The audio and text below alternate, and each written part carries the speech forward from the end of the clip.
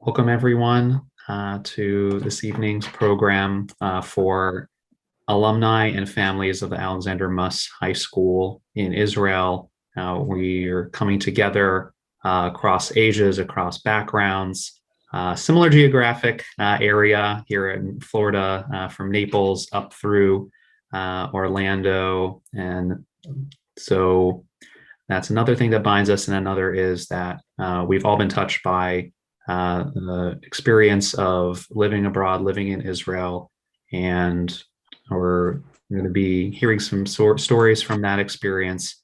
And we'll have a short panel discussion with a couple alumni that spans the years as well, including myself. I actually introduced myself as Joshua Melitz, the Western Florida director. So I live in Sarasota and I go down to Naples as well. And I am doing double duty as well, because not only as a professional, but also as a alumni myself from the class of 2005. So get to wear both hats tonight and looking forward to the opportunity. Before we start off the panel and the program more formally, of course, we want to acknowledge the very fortunate news that's coming from Israel, that our family is hurting tonight. Right now, they're sleeping restlessly as hundreds of rockets have been fired from Gaza, reaching as far as Jerusalem and other central cities, not to mention very nearby the Gaza Strip and the families there. Today, we unfortunately saw the first casualties and fatalities on the Israeli side, as well as loss of life on both sides as well. So we just want to say that we are with Israel in this critical time. We were there yesterday, we're here today, and we'll be there tomorrow.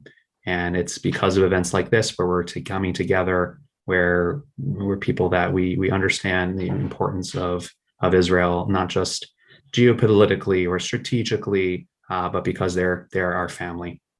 And it's so important to keep that in mind. And that's what we have to look to the future, that we can be together and forge a better future, even if the present is difficult. And JNF-USA is on the ground and will be for the future, for sure. And there's no easy transition from that, but I do want to introduce my co-panelists who will be in the discussion with us tonight. Firstly, out of respect, we'll go in order, starting off with Dr. David Diamond, the class of 85. He's joining us from Winter Park, Florida. And we also are joined by Caroline Goldstein from Clearwater, just the class of 2019. So again, we have a nice span of years, and we'll hear what was similar, what was different from across our experiences. So we're looking forward to discussion, and then we'll have the chance for Q&A, and we would love to hear others' inputs, other stories, what people would like to hear, and I would love to hear it as well. So just to start off, let's start with you, David. So I want you to paint a picture of your starting off the experience. What do you remember about your very first impressions upon arriving to the campus, if it was your first time in Israel or not, and just take us, paint us a picture of what that was like. Long time ago. That was my first time in Israel, and of course, coming from a very Zionist family, I was so looking forward to it. I went with one of my very dear friends from high school, so I had a buddy, and I just remember all the energy on the plane. I remember the energy on the bus ride from the airport to Hod HaSharon, and even despite the long trip, how much energy we had to toss all the luggage and duffel bags off the truck and get to know everybody. It was a wonderful experience.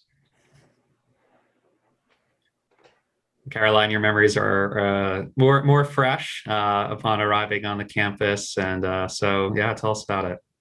Yeah, so it was also my first time in Israel, and I was so honored to be there. I just so distinctly remember the bus pulling up to the campus for the first time, and it was dark and nobody could see anything. But we were so just it was so beautiful, and I just remember I actually my group was at that point the smallest group that HSI has ever had. We were 11. I think we might still be the smallest group. So very immediately we were very tight knit, very close. But just we were all feeding off of each other's energies. And and on campus there was actually an Australian group at the same time. And I remember we were walking through to get to our dorm, and they were doing a scavenger hunt. So immediately we could just feel the energy on that campus. So it was a really, really beautiful moment, and just it was so cool.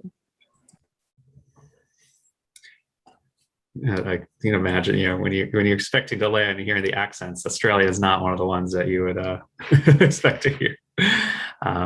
That's fantastic. So, and then to have the flip side. So you from when the buses were pulling away as you were leaving, how were your impressions changed?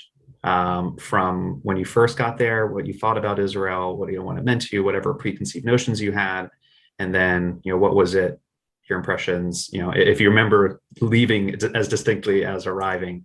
We'll start with Caroline this time.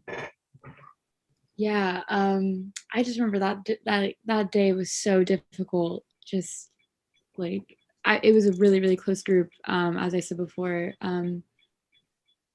But just I remember we took as much time as we possibly could on campus, and my best friend and I, there were these swinging benches, and I'll always remember this, we just sat there for the last 10 minutes before they were you have to go, come on now.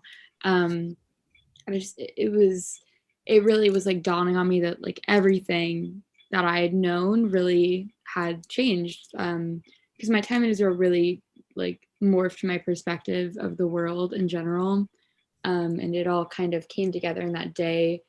That's kind of when I realized it. So just having to leave and having to leave behind all these amazing memories and not friendships, but just all these experiences that I would never have had at home was definitely really difficult, but it kind of felt like closing the chapter in a storybook in a way. So not too bad.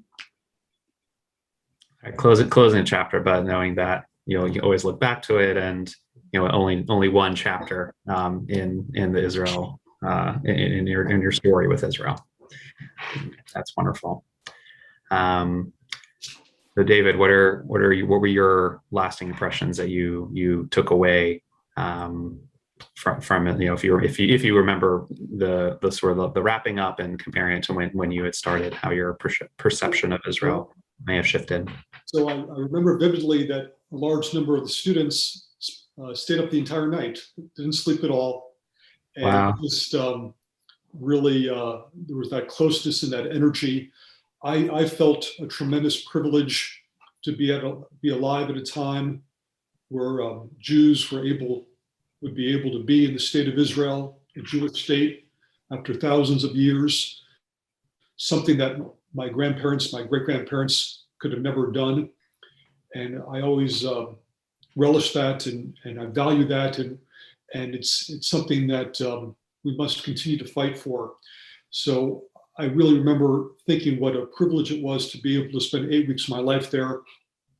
The other thing I remember is that even as a young kid, I knew I wanted to be a doctor, and I knew I had a long haul ahead of me in terms of education, training, and work and responsibilities. And there's not that many times in one's life that one can go to a place like Israel and spend 8 weeks there. And you're not just going from place to place as a tour, you're actually having a chance to develop a meaningful relationship with the land and the people, both historically and the present. And I remember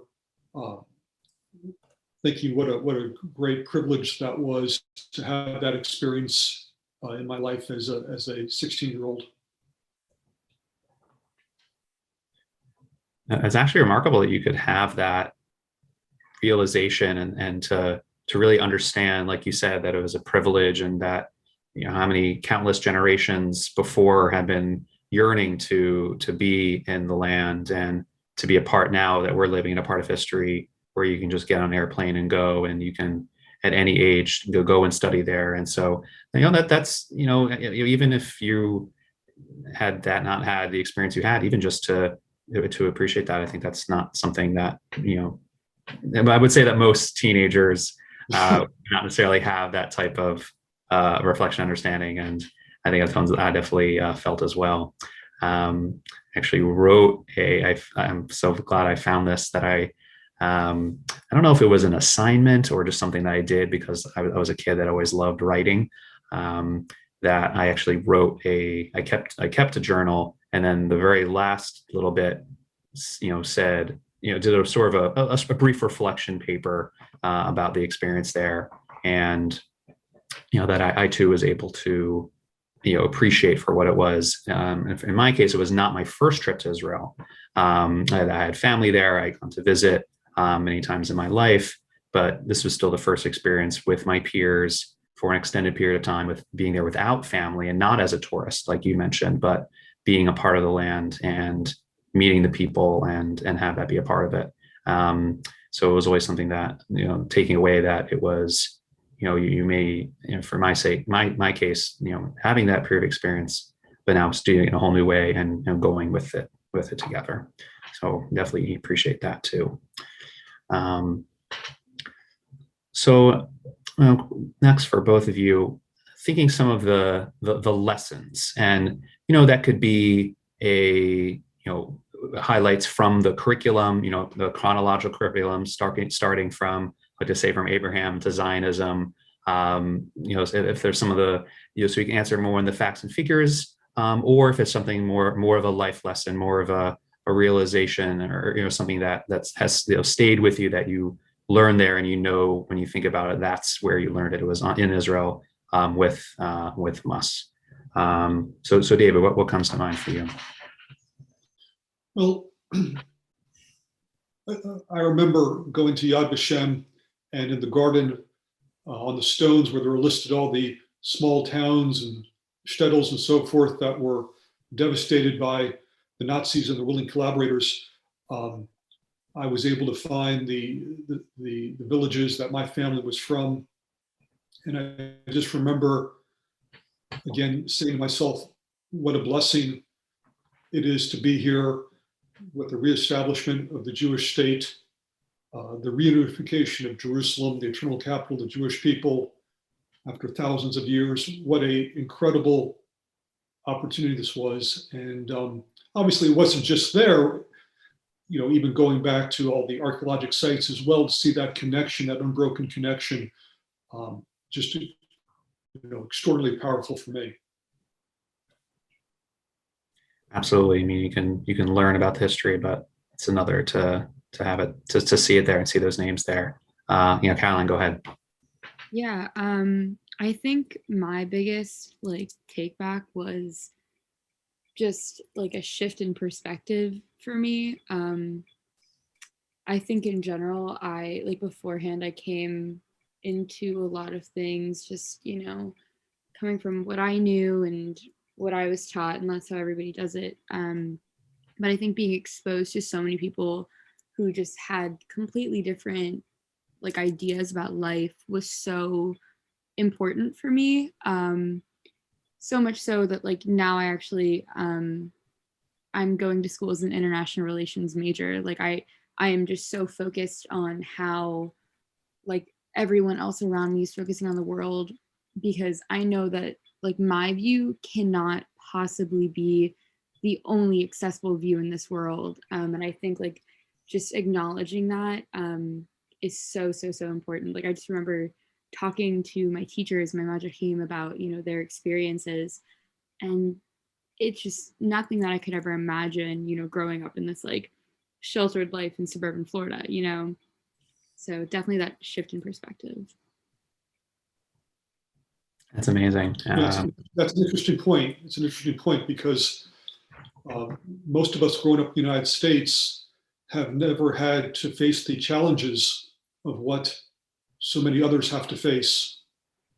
And again, as a 16-year-old, to see young men and women just a tad older than myself having to be in the service and the inherent risks involved, it brings one's life into perspective as to the sacrifices that we have to make. And this is the great value of being able to live in foreign countries and see these perspectives and what people need to go through. And I remember that was a huge lesson, and it impacted all of us, of course. We happened to be there at a quiet time, but I can only imagine how much more potent that realization is when some of the sessions are going on, when times are a little tougher.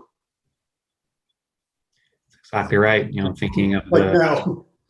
I was about to say, so we have 240 students on the campus right now, and they had to go into shelters when the sirens went off earlier today.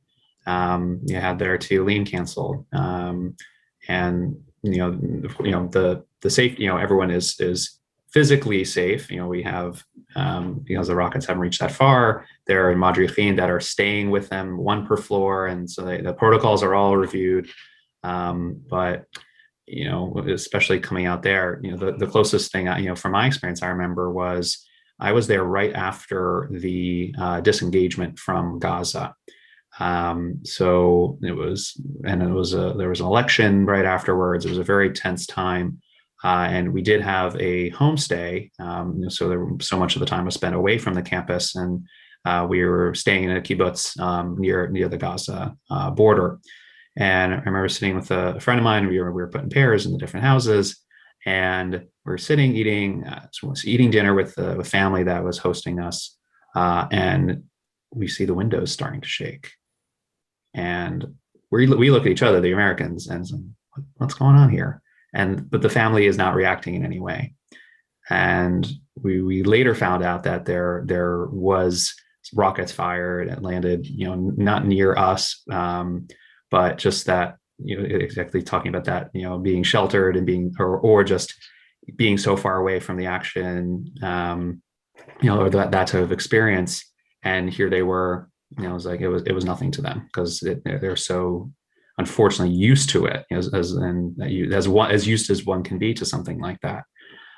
So that was certainly, and now we're seeing it happen, unfortunately, right on the campus itself in real time. And again, thinking about over the years when there have been other conflicts and how you really get that lesson, and you hope you never have to learn it, but that's certainly how it goes about. So I want to turn also now to some of the people that you encountered, whether it was a favorite teacher you had, a madrich who really stuck with you, or even someone who you encountered, like I was describing on the homestay or on a tiyul, and is there someone that you maybe even still be in touch with as well? David, how about you? So I still keep in contact with two of my dear friends from '85, two folks I met there. In fact, one of whom I introduced him to his future wife. So the bonus points on that.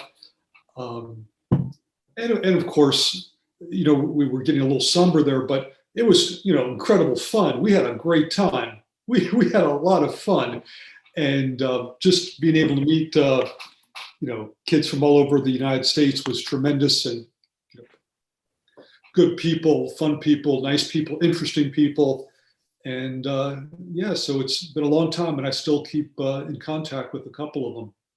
And it's, our families have grown up together. It's very nice.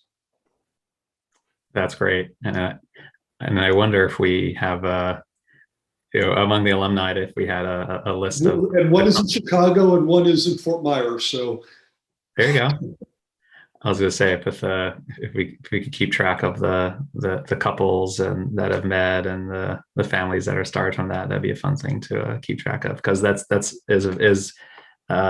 happened on many occasions, from what I understand. So again, for Caroline, you just came back, so I'm sure. But if there's, but yeah, please do to share if there's, any, because you're such a small group too. I'm sure that even made it, you guys were even closer from that. But yeah, tell us, who impacted you, who stands out. Yeah, definitely. We were really all like best friends. I'm so lucky to have that experience. But I always like to say that I like met my sister there. My best friend in the entire world, her name is Judy Goldstein. We have the same last name. We aren't related. But just like, so I met her there, and like just having her in my life was so like just changed it so much. So like, and yeah, HSI really brings you the greatest people in the whole world. I'm still in contact with my Majahim and my teacher, and like our group chat talks all the time. So yeah, definitely everyone, but especially Judy. I actually was able to go see her a couple weeks ago when I was visiting colleges. So yes, my best friend. Amazing. Yeah, that's just as good as a couple, that's for sure. Having a friend for life and a sister, exactly. Love that. So let's start to wrap things up, so we can open up to questions and hearing from other folks' experiences, perhaps answering their own. Maybe it'd be more of an answer question a session as opposed to questions, to hear from their own what they would answer to some of these questions as well. So you spoke a little bit, Caroline, you addressed this a little bit in what you were saying before, about how this experience even directed your major, what you intend to study in college. So maybe just say a little bit more about how it's already going to impact your college, but even beyond that, what do you think you're going to be taking away from this experience, even just beyond that? Yeah, definitely. So I, before I left, I was pretty involved within local organizing. And like my shift kind of switched from, not my shift kind of switched, sorry, it's been a long day, came from an AP exam. My viewpoint kind of switched from more local stuff to how I, using like my privilege and my identity, could change the world in some kind of way. But I think also it's made me a more well-rounded person in that same way. Like I'm able to draw upon the perspectives and the experiences of these people that I've met and how they view the world. And I think that I care more about the people and the things around me because I've been away from them, so I've been able to see how my life is when I'm not with them. So I definitely came back with like a greater appreciation for my parents and like my friends from home. But just also like every person I meet, I'm so much more aware that they are more special than I could ever possibly imagine because they have so much, like there's so much about them that I will never know. And I have this like need to know everything about people now. But yeah, I mean, HSI fully made me a better person. And I think anybody that you talk to will say that same thing. Wow. Thank you so much for sharing that.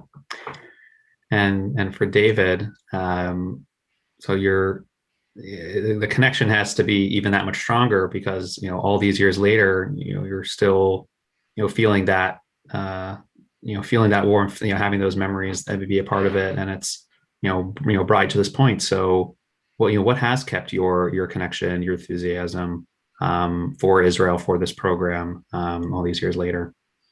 Well, I resolved that that I would make the well-being of the Jewish people in the state of Israel a important part of my life going forward as an adult, and to try and pass on that sense of responsibility and relationship to my family and my children. So I was on the national executive committee for APAC for a number of years. I did a lot of lobbying on different projects, whether it be reactive armor and early anti-missile systems. I lobbied in '95 for the Jerusalem Relocation Act in DC.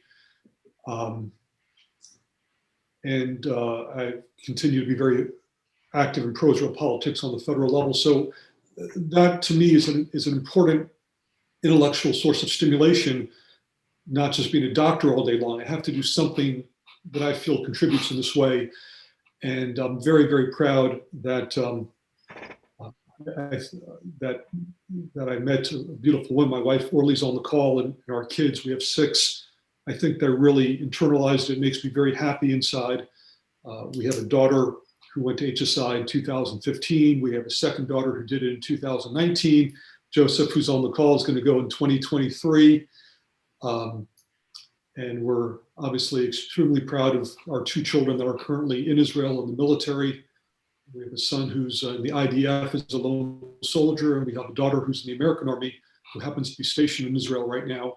So we're immensely proud of them, and we ask for Hashem's blessings that they stay safe and come home to us soon. Amen. Amen. Our hearts are with them, absolutely. And that's a beautiful answer. You have to end on a note like that. That's wonderful. So let's open up now to anyone who wants to, as an alum, wants to share their own reflections on anything we just discussed, has a question for myself or Caroline or David. So you can unmute yourself, put something in the chat, whatever you'd like to do.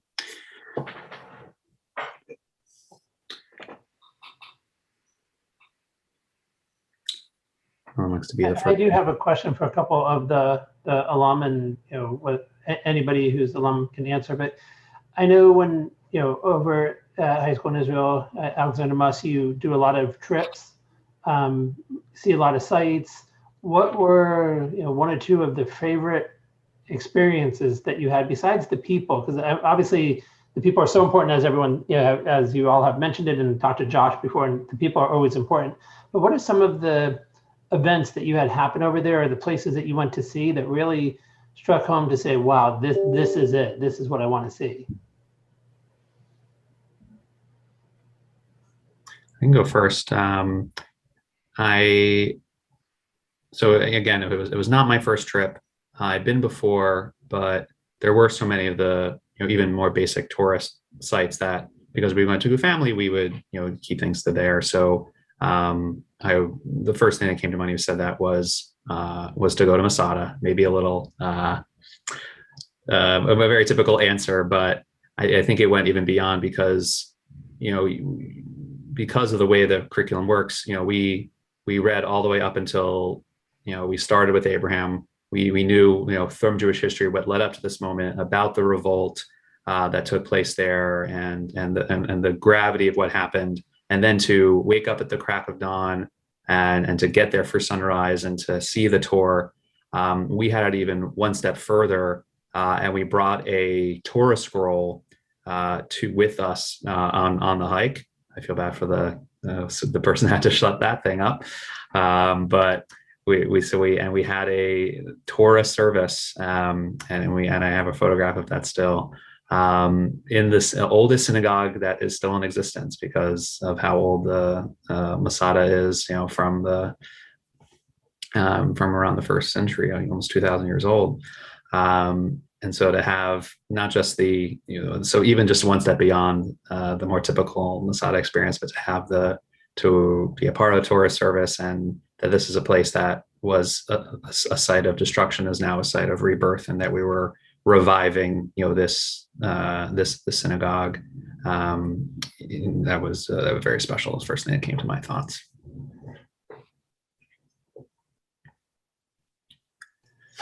Oh, David or Caroline, if you had one thought. Mark, go ahead. Or no, go ahead, Mark. Yeah, I was just going to jump in. This is Mark Storkers. A couple of things really stuck with me. One of them was, walking in footsteps, part of it. All through religious school, you learn about, the history of our people and where things happened, but being able to actually go to those places and be there where things happened was pretty impactful from the religious standpoint. And then from the history of the Jewish state itself, the other part that I thought was very impactful for us is when we went up to the Golan and went up along the border over between Israel and Syria, and knowing all the history that took place there, and seeing how precariously perched the communities were down in the Kinneret Basin and the Syrian gun emplacements above. It really gives you a finer notion of the realities that get glossed over a lot in modern history and in the news that you see all the time. So those were a couple of things that really stood out for me.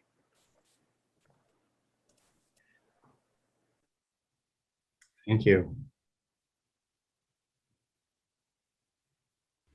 Anyone else? I think for me, just something that always pops out.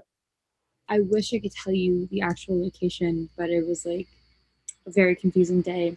But I just remember that there was this one teal.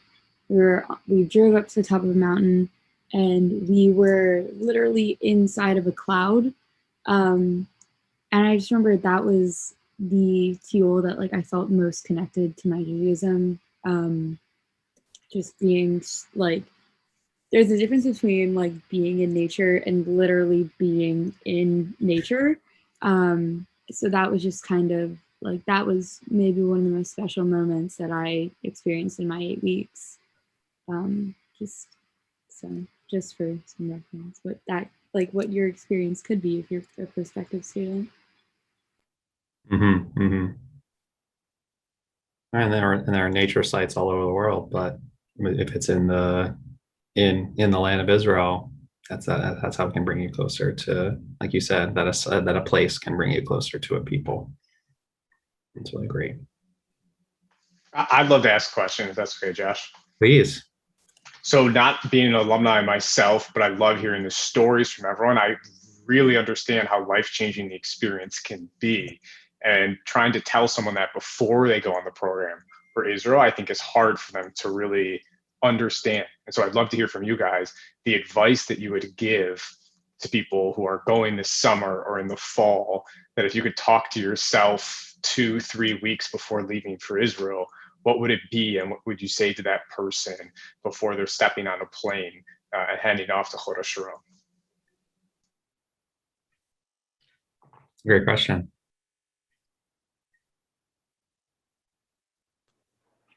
I'll jump in real quick. I think it's to kind of set your expectations aside, because you hear a lot of things, people tell you a lot of things, but everybody has their own experience, and everybody gets something different out of it. So I would say be excited and just live every moment as it comes to you.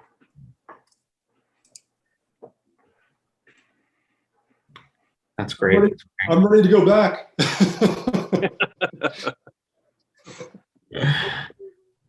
It's a life-changing experience. It really is, in a positive way.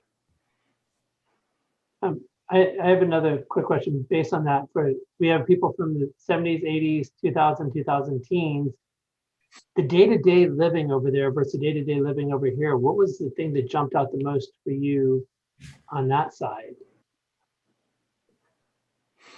What I recall is the freedom that the kids, the teenagers that is, had. My life was very, very highly regulated. I went to a very high-level prep school where, from the moment you woke up until you went to sleep, you were consumed with obligations. And I just remember the free spiritness of the young Israelis that I met. It was really a very, very different culture.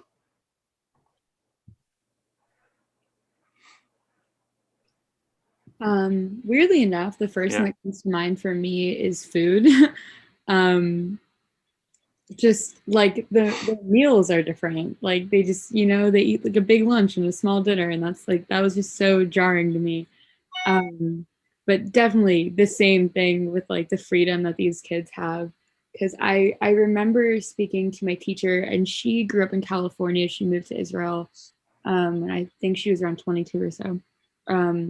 So she has 3 like pretty small kids, and she was like, I would never let them, just like wander the streets, because that's what you see. My friends and I would go out during like our free hours at night, go grocery shopping or something, and there'd be a group of like 10-year-olds just like walking around, and I could never do that. I can't, I still can't really do that now when I'm 18, so that it's definitely really weird to see.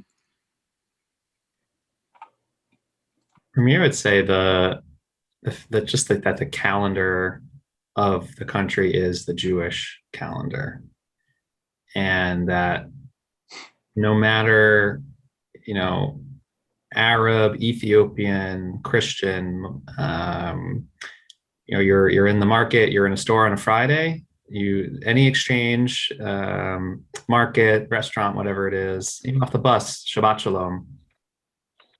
And just from that warmth. And then around the holidays, it would be Chag Sameach, just like having the happy holiday, Shabbat Shalom, even on the marquee of the buses that would drive by. And that was just because you're so used to here, where you have to, people, you have to say, when someone says Merry Christmas to you, to say, oh, and a Happy Hanukkah, or whatever it is.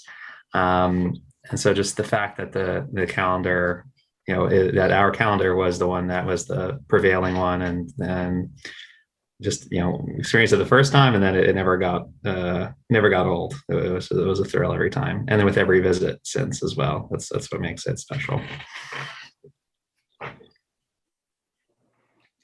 Yeah, for me, it was, I grew up in Orlando in the 70s. I was one of 2 Jewish people, not including my sister, in my high school.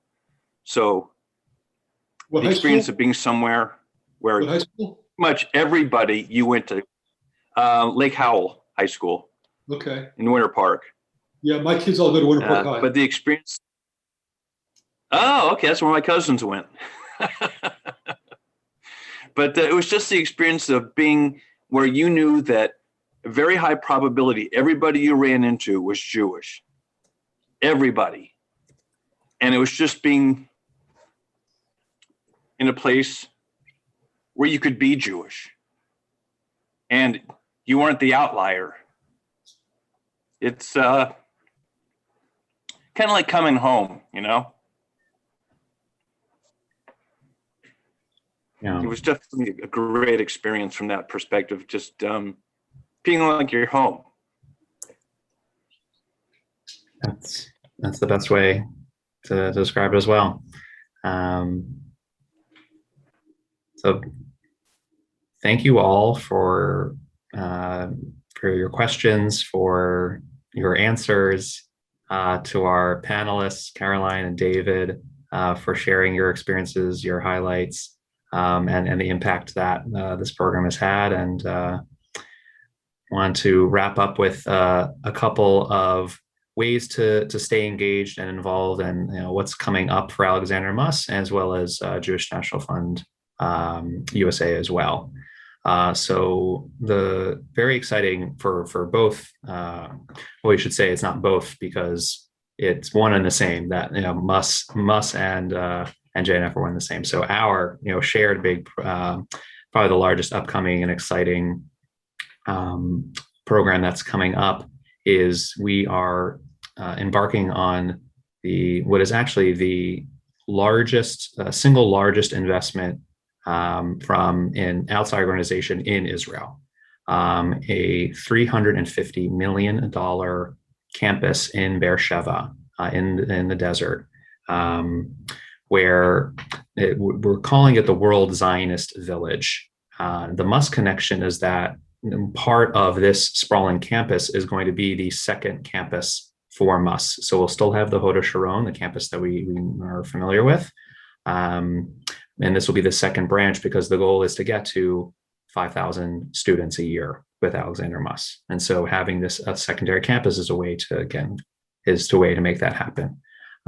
So that's going to be really the crown jewel. I mean, there's going to be opportunities for internships for people who are want to extend their stay, and there'll be a conference center, adult education, Zionist adult education center. But the more incredible thing, of course, and we're a little biased in saying that, will be this piece of it. So if you look up the World Zionist Village, that's what's coming up. And the better way to stay involved, engage as well, is to be in touch with our local, whatever your local JNF professional is. We would love to have dedicated lay leaders, through a committee, through participation in local board of directors, where what they're concentrating on is Alexander Muss and being in the loop with other committees from around the country. So, seeing how far the impact has gone, and then therefore bringing that information and updates back to the local leaders back in their own home communities as well. So if that's something that is of interest to you, please do let us know, and we're very happy to connect. And so David, the next thing David said, can't wait to go back. It is, we're so excited that we are planning trips starting this summer back to Israel. But the main event for that will be the national conference, annual national conference, or JNF, will be in Israel this year for the first time, October 10th through 14th, and opportunities to come earlier, stay later. And that the registration is live, booking hotels, everything else is ready to go. We're already seeing hundreds of people sign up as soon as we got the all clear. We're supposed to go last year, of course, so now is our opportunity. So also please contact one of us to send you more information and see if how we can get you guys there. And if not, then another opportunity, which there are many of coming up in the next couple of years. And the last thing I'll say is, the most important thing, especially when there's negative news and there's unfortunate things happening, is keeping things positive, staying strong. My background, what you see here, is a marketing campaign that JNF-USA is undertaking right now. That's called "This Is What Zionism Looks Like," so that this is a movement of dignity, of respect, of independence, acceptance, diversity. Those are the synonyms of Zionism, and not the other hateful things that we so often hear. So we're asking people to upload their picture, or any picture of what Zionism means to them and what Zionism looks like. So the opportunity to do that, share.jnf.org is the way to do that. We've already had thousands of people do that. And this was already launched even before the latest round of violence has started. So all the more so to get that positive message out. And that's another way, all the way over here, that's in one way that we can to help out and make a difference for the land and people that we love so much. So with that, let you have the rest of your evening. Thank you again so much for being with us. And Yisrael Chai. Thank you, everybody, very much. Thank you. Thank you. Thank you very much.